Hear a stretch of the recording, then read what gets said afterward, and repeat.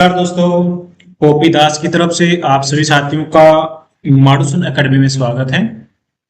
जैसा भी आप लोग थंबनेल पर देख चुके हैं, आज का अपना जो क्लास रहेगा वो 12th क्लास के लिए है और लेसन नंबर फर्स्ट है। ये इसके अंदर हम लोग जो डिस्कस करने वाले हैं वो की पॉइंट्स जो हैं मैंने सामने जो है आपके रख दिए हैं। तो की पॉइंट्स में हम लोग डिस्कस करने वाले हैं, इंट्रोडक्शंस रहेगा इकोनॉमिक्स का, डेफिनेशंस रहेगी और उसके बाद में vital components and different between micro economics and macro economics ये रहेगा। ठीक है, economics economy and central problem of economic ये भी डिस्कस किया जाएगा। उसके बाद में यहाँ पर प्रोडक्शन पॉसिबिलिटी कर्व क्या होता है, ठीक है, और प्रोडक्शन पॉसिबिलिटी फ्रंटियर ये एक ही नाम है, इसकी यहाँ पर हम लोग अजम्पशंस भी डिस्कस करेंगे। शिफ्टिंग एंड रोटेट कैसे करता है पीपीसी वो भी डिस्कस किया जाएगा और इसके अंदर हमारा एक्चुअल लेवल क्या होता है और पोटेंशियल लेवल क्या होता है आउटपुट का, वो भी डिस्कस किया जाएगा।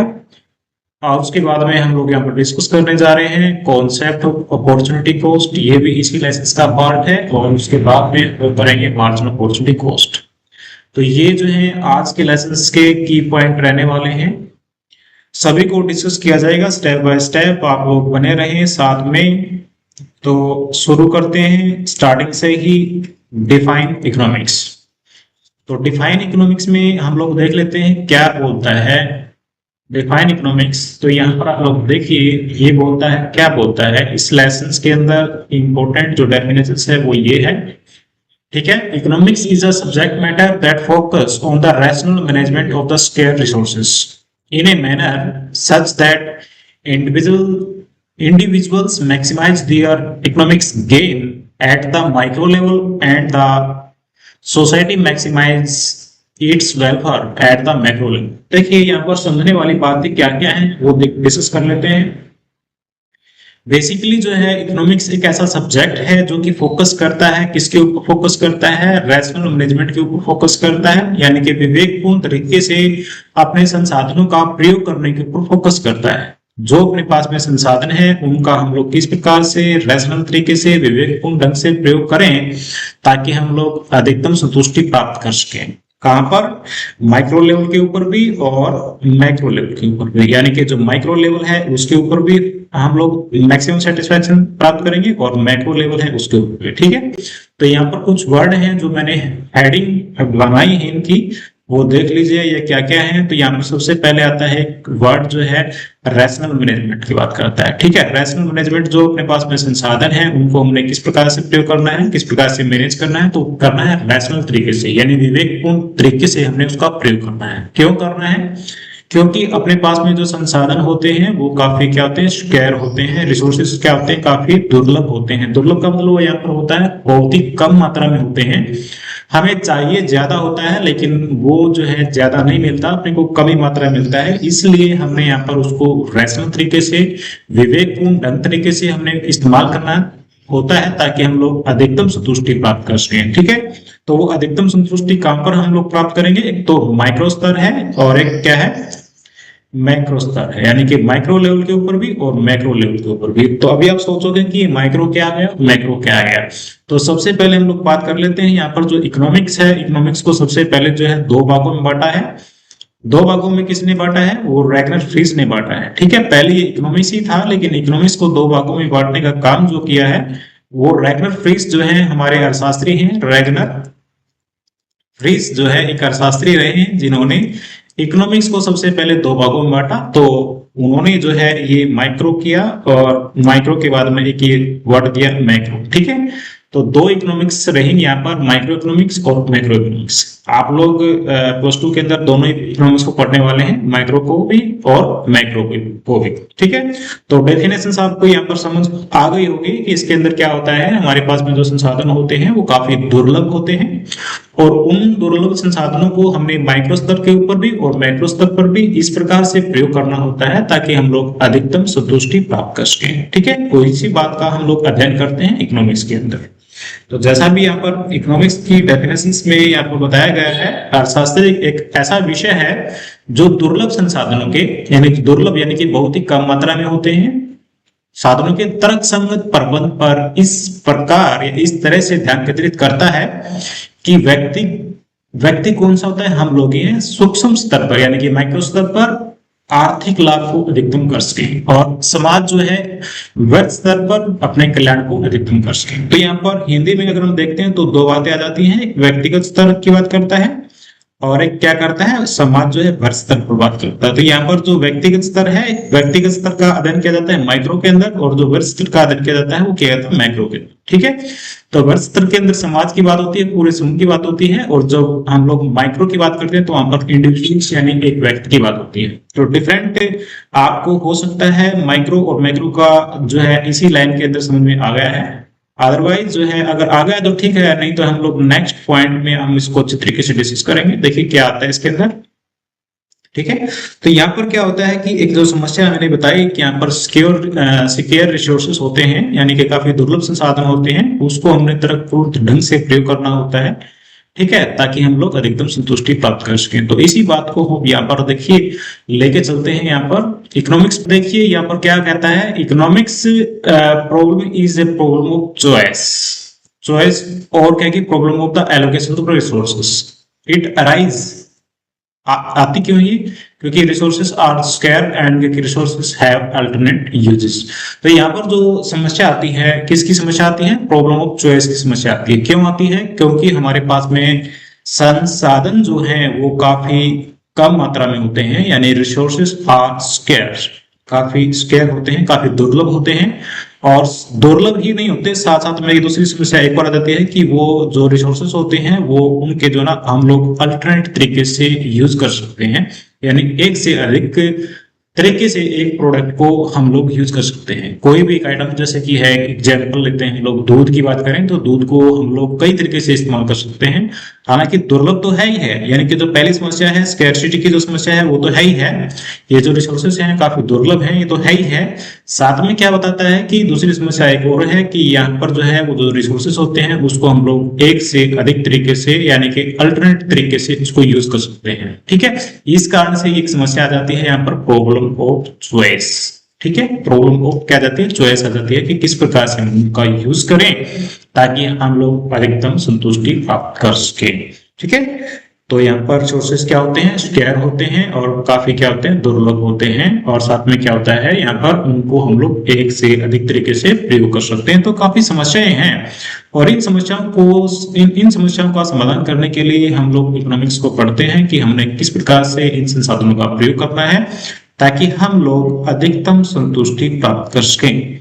ठीक है, तो इसी बात को हम लोग आगे बढ़ाते हुए चलेंगे। देखिए यहाँ पर क्या कहता है, जैसे कि हमारे इकोनॉमिक्स के अंदर जो भी एक्टिविटी होती है तो उन एक्टिविटी की बात करते हैं। तो एक्टिविटी क्या है इकोनॉमिक्स एक्टिविटी में, देखिए यहाँ पर इकोनॉमिक्स एक्टिविटीज क्या होती हैं। Economics activities are those activities which are related to use the scarce resources। जो अपने पास में संसाधन है ना, उन संसाधन को हम लोग जो यूज करते हैं किसी न किसी तरीके से, तो वो सारी क्या होती है, इकोनॉमिक एक्टिविटी होती है। जैसे कि क्या है, हम लोग कोई भी प्रोसेस करते हैं, कोई भी किसी वस्तु का क्या करते हैं, उत्पादन करते हैं। क्या करते हैं भैया, उत्पादन करते हैं। तो उसके अंदर भी हम लोग जो भी प्रक्रिया का इस्तेमाल करते हैं वो क्या कहलाएगी, वो प्रक्रिया वो इकोनॉमिक एक्टिविटी कहलाएगी। ठीक है, जैसे कि गांव की बात करें तो गांव में उत्पादन से संबंधित कोई भी एक्टिविटी है, आप लोग छोटा मोटा कोई प्रोडक्ट बनाते हैं तो क्या है, एक्टिविटी है, इकोनॉमिक एक्टिविटी है। या फिर जो कंज्यूमर है, जो उपभोक्ता है, वो कोई का उपभोग करता है तो वो भी क्या होगी, हमारी इकोनॉमिक एक्टिविटी कहलाएगी। ठीक है, अंडू कर दो एक बार इसको। तो ये भी क्या है, वो करना यानी कंजम्पशन करना भी क्या होती है, हमारी इकोनॉमिक एक्टिविटी होती है। या फिर कोई मतलब पूंजीपति है तो वो क्या करता है, अपने पैसे को क्या कर देता है, इन्वेस्टमेंट कर देता है, उससे पैसा कमाता है, तो वो भी क्या है, हमारी इकोनॉमिक एक्टिविटी होती है। इसी प्रकार से हम लोग क्या करते हैं, बार्टर सिस्टम था या फिर मतलब विनिमय सिस्टम था या फिर एक्सचेंज जिसको हम लोग बोलते हैं, वो भी सारा का सारा क्या होगा, हमारा इकोनॉमिक एक्टिविटी होती है। तो बेसिकली किसी भी अर्थव्यवस्था के अंदर किसी भी जो है अर्थव्यवस्था यानी कि इकोनॉमी के अंदर ही बेसिकली जो ना 3-4 एक्टिविटी होती हैं, 4 एक्टिविटी होती हैं जिसके अंदर हम उत्पादन की बात करते हैं या फिर भोग की बात करते हैं या फिर निवेश की बात करते हैं या फिर विनिमय की बात करते हैं, एक्सचेंज की बात करते हैं। तो ये किसी भी अर्थव्यवस्था के अंदर जो है चार एक्टिविटी होती ही होती है। इन एक्टिविटी के बारे में हम लोग आगे इस तरीके से पढ़ेंगे, ठीक है। तो अभी नेक्स्ट स्लाइड के ऊपर देखिए, नेक्स्ट स्लाइड में क्या लेके आ रहे हैं हम लोग। नेक्स्ट स्लाइड में इसी से रिलेटेड क्वेश्चन आ रहा है यहाँ पर। अभी देखिए, हमने बात की थी कि इकोनॉमिक्स को सबसे पहले दो भागों में बांटा, एक माइक्रो इकोनॉमिक्स और एक मैक्रो इकोनॉमिक्स। तो इसको हम लोग थोड़ा सा आगे बढ़ाते हुए देखते हैं। इकोनॉमिक्स के अंदर यानी माइक्रो इकोनॉमिक्स के अंदर हम लोग किस बात का अध्ययन करते हैं वो देखिए एक बार। माइक्रो तो अभी जो है, अभी आप देख पा रहे हैं, हमने जो पहले पढ़ा था इकोनॉमिक्स को दो भागों में बांटा है। किसने बांटा है? रैगनर फ्रीस ने बांटा है। तो दो भाग जो किए हैं, एक तो माइक्रो इकोनॉमिक्स है जिसके हम लोग इंडिविजुअल्स का अध्ययन करते हैं, ये हमने हल्का सा डिस्कस किया था। और एक जो है मैक्रो है, इसके अंदर हम लोग वर्ग का काफी बड़े स्तर पर जो है अध्ययन करते हैं। तो दो पॉइंट इसके अंदर रहेंगे, एक माइक्रो इकोनॉमिक्स और एक मैक्रो इकोनॉमिक्स। तो इसका थोड़ा डिफरेंट समझ लेते हैं कि माइक्रो क्या है और मैक्रो क्या है। माइक्रो क्या है और मैक्रो क्या है। देखिए, सुनने में ऐसा लगेगा कि सेम वर्ड है लेकिन थोड़ा डिफरेंट है यहाँ पर। ये हम लोग बात कर रहे हैं माइक्रो इकोनॉमिक्स की बात कर रहे हैं, ठीक है। आगे बात करेंगे मैक्रो मैक्रो जिसके अंदर MACRO की बात करेंगे। मैक्रो मैक्रो अलग है और माइक्रो अलग है, ठीक है। तो यहाँ पर माइक्रो है, माइक्रो की बात कर रही हैं। तो micro economics is that branch of economics which study economics problem तो होती ही होती है, हर जगह होती है। इकोनॉमिक्स प्रॉब्लम और इकोनॉमिक्स इश्यू किससे रिलेटेड होते हैं? ये रिलेटेड होते हैं individuals economics unit, individual economic unit. तो वो क्या होती है? जैसे कि यहाँ पर एक कंज्यूमर की बात की थी हमने, जो हम लोग कंज्यूम करते हैं। एक प्रोड्यूसर्स की बात करते हैं जो कि क्या करता है? प्रोसेस करता है। या प्रॉब्लम ऑफ रिसोर्सेस, ठीक है। प्रॉब्लम ऑफ रिसोर्सेज यानी जो दो साधन है पास में काफी दुर्लभ है की बात की थी। तो यहाँ पर क्या करते हैं, सिंपल सा परिचय बताया गया है कि माइक्रो किस बात का अध्ययन करते हैं, ठीक है। तो यहाँ पर सूक्ष्म अर्थशास्त्र की बात कर रहे हैं। माइक्रो मतलब क्या है? सूक्ष्म अर्थशास्त्र है, ठीक है। अर्थशास्त्र की वह शाखा है जो उपभोक्ता या फिर उत्पादक जैसी व्यक्तिगत आर्थिक इकाइयों से संबंधित आर्थिक समस्याओं का अध्ययन करते हैं। तो इसको हम लोग क्या कहते हैं? माइक्रो इकोनॉमिक्स कहते हैं। तो ये क्या है?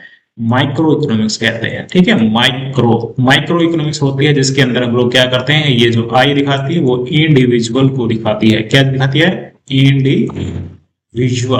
इंडिविजुअल को शो करता है। इंडिविजुअल यानी कि एक व्यक्ति की बात करेंगे या फिर एक कंज्यूमर की बात करेंगे या फिर रिसोर्स की बात करेंगे, उत्पादक की बात करेंगे।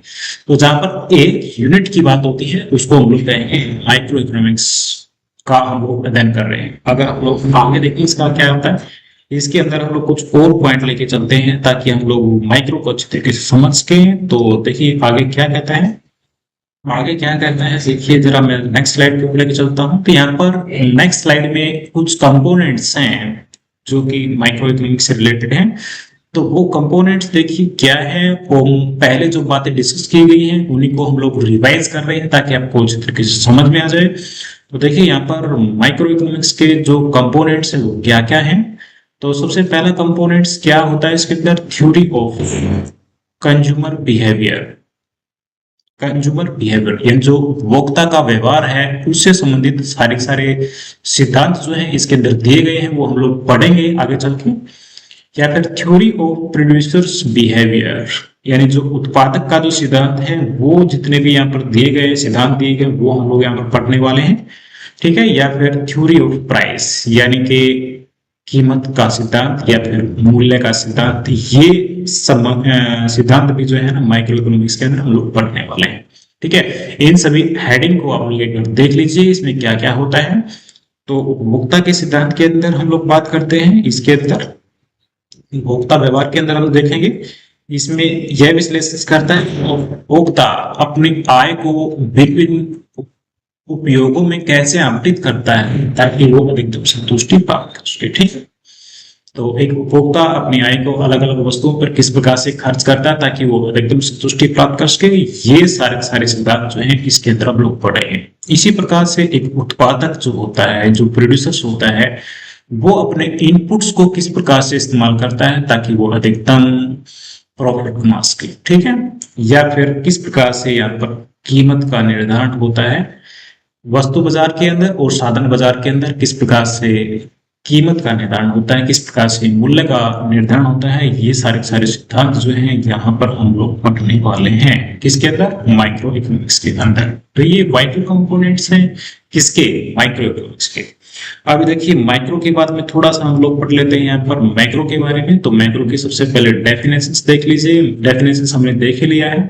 जहां पर एग्रीगेट की बात होती है, ठीक है, वहां पर हम लोग किसकी बात करेंगे, मैक्रो की बात करेंगे। तो यहाँ पर macro economics is that branch of economics which study क्या करती है, इकोनॉमिक्स प्रॉब्लम करता है या फिर इकोनॉमिक्स इशू रिलेटेड किससे किससे संबंधित करता है ये इकोनॉमिक्स एज ए होल। तो वहां पर हमने इंडिविजुअल की बात की थी, यहाँ पर हम लोग होल की बात कर रहे हैं, यानी कि बहुत सारे संबंध, यानी पूरे समग्र स्तर की बात कर रहे हैं, ठीक है। समग्र स्तर पर क्या लेवल ऑफ आउटपुट यानी level of output and employment. देखिए लेवल ऑफ उत्पादन का सिद्धांत और एम्प्लॉयमेंट यानी कि रोजगार का सिद्धांत, इसके क्या रहेंगे, प्रमुख मुद्दे रहेंगे, ठीक है, यानी कि मेन इश्यू रहेंगे इसके, जो मैक्रो स्तर पर हम लोग डिस्कस करने वाले हैं। तो यहाँ पर देखिए हिंदी में क्या लिखा हुआ है, समष्टि अर्थशास्त्र की वह शाखा है जो समग्र रूप से अर्थशास्त्र से संबंधित आर्थिक समस्याओं या मुद्दों का अध्ययन करती है, ठीक है।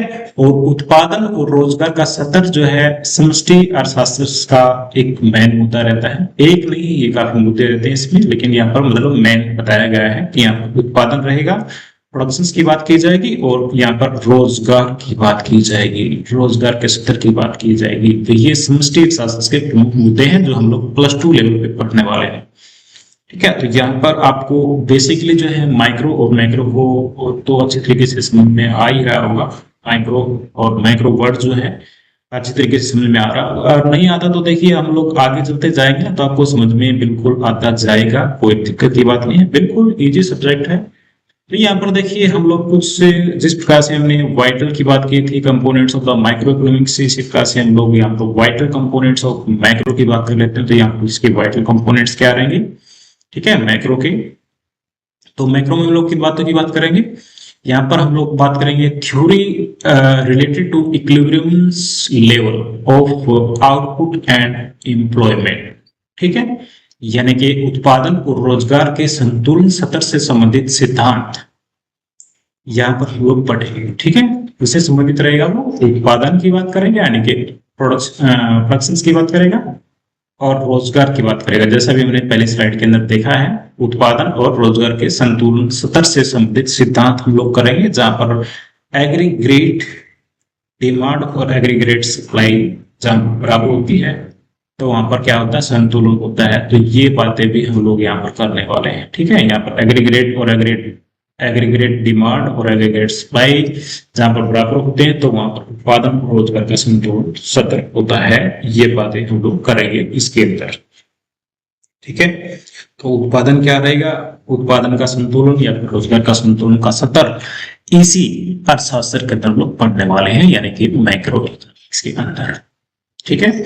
दूसरा जो इसके अंदर रहेगा थ्योरी रहेगा किससे related, theory related to the inflections and deflections gap in the economics, ठीक है। यहाँ पर जो है अर्थव्यवस्था में मुद्रास्फीति और अपस्फीति अंतर से संबंधित जो सिद्धांत रहेंगे वो यहाँ पर हम लोग मैक्रो में पढ़ने वाले हैं, ठीक है। हमें थ्योरी ऑफ मल्टीप्लायर, ये जो है थ्योरी ऑफ मल्टीप्लायर यानी कि जो गुणक का सिद्धांत रहेगा, इस प्रकार के सिद्धांत किसमें हम पढ़ेंगे, मैक्रो इकोनॉमिक्स के अंदर पढ़ेंगे, ठीक है। उसके बाद में फिजिकल्स एंड मॉनेटरी पॉलिसी यानी कि राजकोषीय और मौद्रिक नीतियां, ये सारी नीतियां रहेंगी मैक्रो इकोनॉमिक्स के अंदर। तो ये हमारा पाठ्यक्रम रहेगा मैक्रो के अंदर। माइक्रो के अंदर थोड़ा डिफरेंट है, इंडिविजुअल्स की बात करते हैं, यहाँ पर मैक्रो की बात करें तो थोड़ा एग्रीगेट, इसमें कुल की बात करते हैं, टोटल की बात करते हैं, समग्र स्तर की बात करते हैं, थोड़ा ये वाइड क्षेत्र है। तो पहले आपको माइक्रो पर ही लेके चलेंगे, लेकिन उससे पहले एक बार हम लोग ये इंट्रोडक्शन करवा ही देते हैं अच्छे तरीके से, ताकि आपको अच्छे तरीके से ये सारा पाठ्यक्रम जो है समझ में आए, ठीक है। अभी देखिए मैंने आपसे डिस्कस किया है माइक्रो क्या है मैक्रो क्या है। अभी इसका हम लोग बिल्कुल डिफरेंट समझ लेते हैं कि इसका डिफरेंट क्या है। हम लोग बिल्कुल मेन मेन पॉइंट लेके आए हैं आपके लिए जो आपको समझ में आएंगे। तो यहाँ पर एक तरफ है माइक्रो इकोनॉमिक्स और एक तरफ है मैक्रो इकोनॉमिक्स। दोनों के अंदर जो अंतर है वो क्या है वो हम समझ लेते हैं। ठीक है, तो बिल्कुल पॉइंट है, की पॉइंट है जो बिल्कुल अच्छे तरीके से समझ में आएंगे। तो यहाँ पर माइक्रो इकोनॉमिक्स में क्या अध्ययन किया जाता है, देखिए यहाँ पर microeconomics study economics relationship और economics problem at the level of an individuals. Individuals की बात की है मैंने, जैसे यहाँ पर डिस्कस किया था कि यहाँ पर आई जो है माइक्रो के अंदर जो आई है वो इंडिविजुअल्स को शो करता है। इंडिविजुअल्स फ्रम की बात करेंगे, यहाँ पर इंडिविजुअल्स हाउस होल्ड की बात करेंगे, इंडिविजुअल्स कंज्यूमर की बात करेंगे। इसी प्रकार से हम लोग मैक्रो की बात करेंगे तो मैक्रो के ऊपर हम लोग एग्रीगेट की बात करेंगे। एग्रीगेट बोले तो पूल की बात करेंगे। ठीक है, पूल यानी कि पूरे पूरे बात करेंगे। ठीक है, समूह की बात करेंगे। यहाँ पर एक व्यक्ति नहीं होगा, एक फर्म नहीं होगा, बहुत बड़े स्तर पर हम लोग बात करेंगे। ठीक है, तो यहाँ पर बिल्कुल छोटा सा एक अंतर है। इसी प्रकार से यहाँ पर मिनिमम जो है 3 अंतर दिए गए हैं जो आप लोग अच्छे तरीके से समझ सकते हैं, पढ़ सकते हैं इस स्लाइड के माध्यम से। ठीक है, और दूसरा जो डिफरेंट है वो ये यहाँ पर है, क्या है ये यहाँ पर ये दिखाता है microeconomics basically concerns with the determinations of the output and price for an individuals firm और इंडस्ट्री। तो यहाँ पर जो हम लोग जो डिस्कस करते हैं, यहाँ पर इस पॉइंट को देखिए आप लोग, सूक्ष्म अर्थशास्त्र में किसी व्यक्तिगत फर्म या फिर उद्योग या फिर उत्पादन और मूल्य के निर्धारण से संबंधित होता है। ठीक है, यहाँ पर प्राइस की बात होती है। ठीक है, प्राइस की बात होती है यहाँ पर। लेकिन यहाँ पर अगर हम बात करें मैक्रो के अंदर बात करें तो मैक्रो में क्या होता है, यहाँ पर समग्र उत्पादन और सामान्य मूल्य स्तर से संबंधित सतर के निर्धारण से संबंधित बात होती है। ठीक है, यहाँ पर प्राइस की बात होती है, यहाँ पर पूरे क्या होता है, उत्पादन की बात होती है। तो बिल्कुल डिफरेंट है। माइक्रो इकोनॉमिक्स में हम लोग किस बात का अध्ययन करते हैं, micro economics is basically concerns with the determinations of output and price for an individual's firm or industry, यानी कि किसी पार्टिकुलर फर्म की बात करता है या फिर किसी फर्म की बात करता है।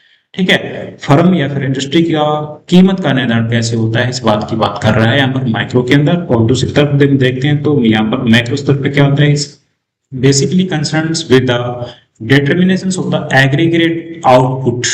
एग्रीगेट की बात कर रहा है, यहाँ पर समग्र उत्पादन की बात कर रहा है। और एक जनरल प्राइस यानी कि जो सामान्य मूल्य स्तर के निर्धारण से संबंधित सिद्धांत जो है वो हम लोग मैक्रो के अंदर पढ़ने वाले हैं। ठीक है जी, उसके बाद में देखिए यहाँ पर तीसरा पॉइंट जो बिल्कुल इंपॉर्टेंट है, यहाँ पर देखिए क्या बताया गया तीसरे पॉइंट्स के अंदर। यहाँ पर हिंदी और इंग्लिश में बिल्कुल दोनों लैंग्वेज में लिया गया है ताकि आपको समझ में आए। तीसरे पॉइंट के अंदर बताया है study of the micro economics assume that macro variables remain constant. जब हम लोग माइक्रो का अध्ययन करते हैं तो हम लोग जो मैक्रो वेरिएबल्स होते हैं उनको हम लोग कांस्टेंट मान लेते हैं। ठीक है, और जब हम लोग क्या करते हैं मैक्रो का अध्ययन करते हैं तो हम लोग माइक्रो इकोनॉमिक्स के जो वेरिएबल्स होते हैं उसको हम लोग कांस्टेंट मान लेते हैं। ठीक है, तो यहाँ पर हिंदी में देखिए क्या बोला गया है, व्यष्टि अर्थशास्त्र का अध्ययन यह मानता है कि समग्र समष्टि चर क्षेत्र रहते हैं। उदाहरण क्या दिया गया है, यह मान लिया जाता है कि समग्र उत्पादन दिया हुआ है जबकि हम किसी व्यक्तिगत फर्म या उद्योग के उत्पादन और मूल्य निर्धारण का अध्ययन कर रहे हैं।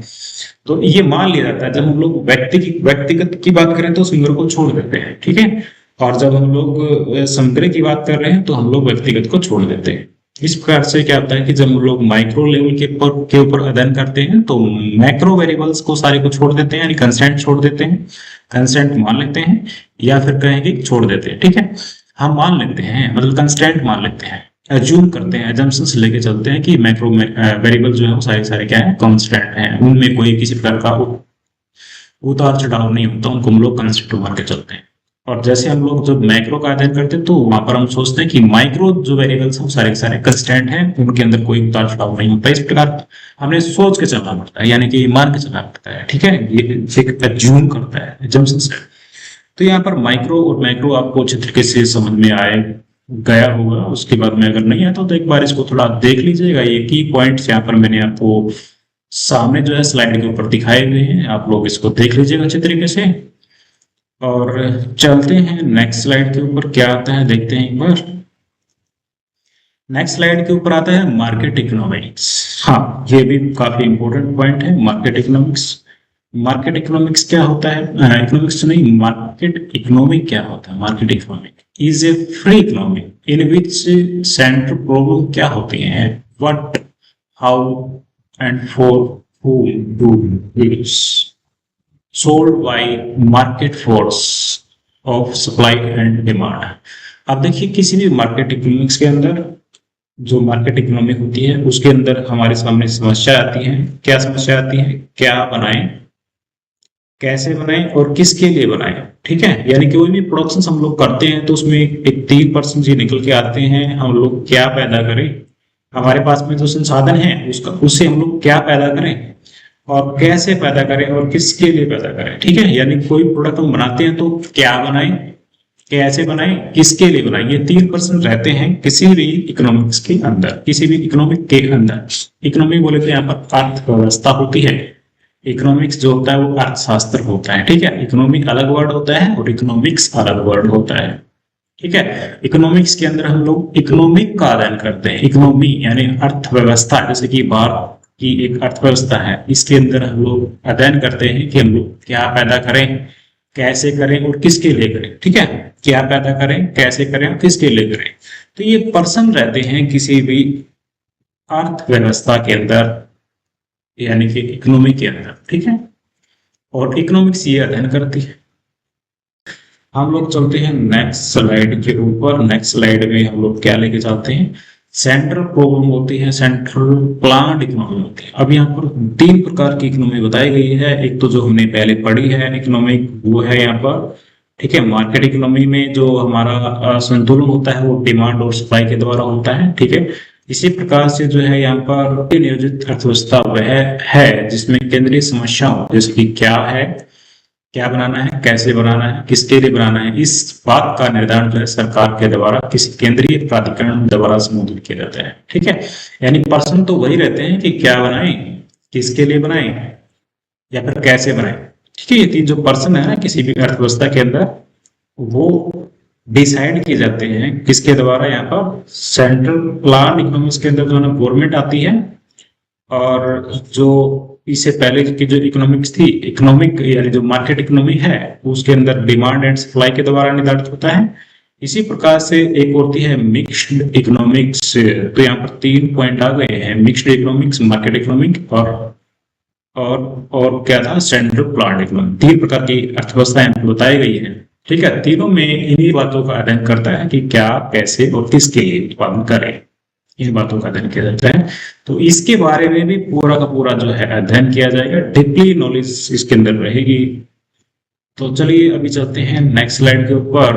अब ये आ गया हमारा इंपॉर्टेंट टॉपिक के, जिसको हम लोग बोलते हैं पीपीपी। अब सारी की सारी जो समस्याएं अभी तक आ रही थी हमारे पास में कि क्या पैदा करें, किसके लिए पैदा करें, कैसे करें। ठीक है, कोई प्रोडक्ट बनाना है तो क्या बनाएं, कैसे बनाएं, किसके लिए बनाएं। तो वो जो पर्सन है ना, उस पर्सन का सॉल्यूशंस के लिए हमारे पास में एक आ गया है सॉल्यूशन, जिसको बोलते हैं पीपीसी, यानी कि प्रोडक्शन पॉसिबिलिटी कर्व। अब प्रोडक्शन पॉसिबिलिटी कर्व क्या शो कर रहा है? जो हमारे पास में संसाधन है, उन संसाधनों को हम लोग किस प्रकार से यूज करें, इस बात के लिए, इस बात के सॉल्यूशंस के लिए ये पीपीसी वर्क आ गया है। ये क्या दिखाता है? अब पीपीसी शो करता है, क्या करता है? पीपीसी शो, एंड पीपीसी यानी production possibility curve is a curve showing alternate production possibility the two goods with the given resources and the technique of the production. It also called the production possibility boundary or production possibility frontiers. तो यहाँ पर देखिए क्या कह रहा है, ये कह रहा है कि पीपीसी एक वह वक्र होता है जो दिए गए साधनों और उत्पादनों की तकनीकी के साथ दो वस्तुओं की वैकल्पिक उत्पादन संभावना को दर्शाता है। ठीक है, यानी कि जो हमारे पास में संसाधन है, गुड्स 1 और गुड्स 2, तो भी अपने पास में कोई भी संसाधन होते हैं, जैसे कि लेबर है, कैपिटल है, 2 साधन है। उन साधनों के द्वारा हम लोग किस प्रकार से प्रोडक्शंस करेंगे ताकि हम लोग अधिकतम कर सके। ठीक है, तो इसी बात को दिखा रहा है यहाँ पर, दिए गए साधनों और उत्पादन की तकनीकी के साथ दो वस्तुओं के वैकल्पिक उत्पादन संभावना को दर्शाएगा ये प्रोडक्शन पॉसिबिलिटी करा और इसके माध्यम से हम लोग देखेंगे कि हमारे लिए क्या बेस्ट होगा। तो इस बात को यानी पीपीसी के माध्यम से हम लोग देखेंगे कि क्या हमें प्रोसेस करना चाहिए क्या नहीं करना चाहिए। तो ये सारा जो लेसन रहेगा पीपीसी से संबंधित वो सारा रहेगा हमारा नेक्स्ट क्लास के अंदर। तो नेक्स्ट क्लास को हम लोग जल्दी लेके आ रहे हैं जो कि पीपीसी से संबंधित होगी और पीपीसी के अंदर हम लोग ये सारे पॉइंट्स जो है डिस्कस करने वाले हैं जो क्लास के अंदर लेके आएंगे, जिसके अंदर प्रोडक्शन पॉसिबिलिटी कराओ, assumptions of the PPC, shifting and rotations of the PPC, actual level of output and potential level of output, concept of opportunity cost, ये सारे पॉइंट्स जो हैं हम लोग नेक्स्ट क्लास के अंदर डिस्कस करने वाले हैं। तो बने रहिए इस क्लास के साथ में। Thank you for watching.